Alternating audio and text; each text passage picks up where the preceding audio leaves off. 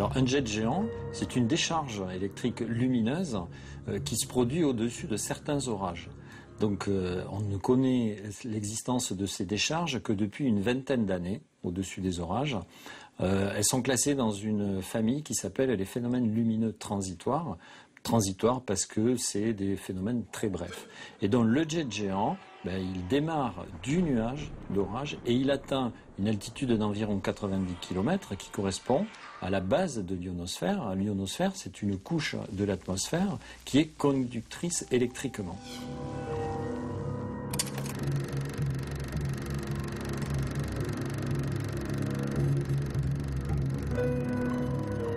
Alors le 7 mars 2010, sur l'île de la Réunion, 5 jets géants ont été observés à une distance vraiment très très proche. C'était absolument inédit, à environ 50 km. En plus, 5 jets géants issus du même orage, c'est assez exceptionnel.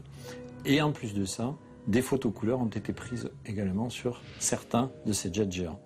Ces images, nous, évidemment, notre intérêt, c'était d'en faire de l'exploitation scientifique pour mieux comprendre la physique de ces décharges que sont les jets géants.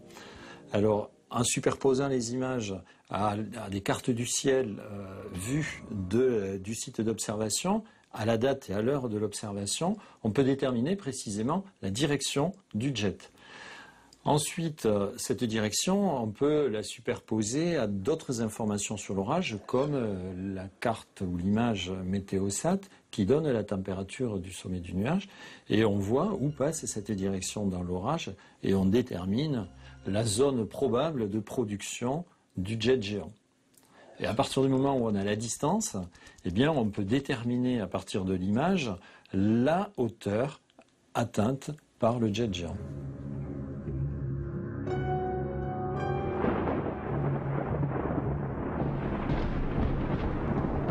À partir des vidéos qui donnent quand même beaucoup d'images, on étudie ce qu'on appelle la dynamique du phénomène. C'est-à-dire, image par image, on va voir se propager la décharge.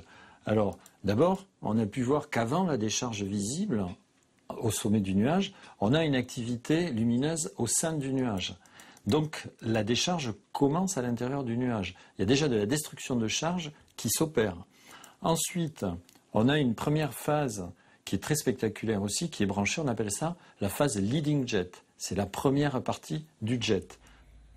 Ensuite, une deuxième phase qui succède au leading jet, c'est le trailing jet, qui correspond en fait à la plus lumineuse des deux phases, et c'est des perles lumineuses qui montent relativement lentement dans chaque branche laissée par la première phase du leading jet, avec une possible illumination et en même temps de l'illumination au cœur du nuage, ce qui montre qu'il y a bien un lien entre le cœur du nuage et ce canal qui sort et qui monte jusqu'à l'ionosphère.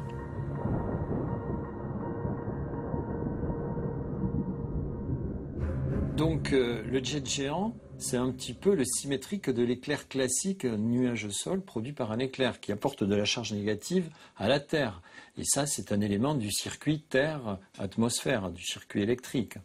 Donc le jet géant, lui, il apporte au contraire de la charge négative vers l'ionosphère. Donc il s'oppose en quelque sorte aux éclairs nuage-sol négatifs. Et puis enfin, la question quand même qui reste, c'est pourquoi certains orages sont capables de produire des jets géants alors que d'autres ne le sont pas. Et jusqu'à maintenant, les orages qui produisent des jets géants, c'est essentiellement des orages tropicaux dont le sommet atteint 16 ou 17 km. Voilà, donc il reste à comprendre ces conditions vraiment de production de jets géants.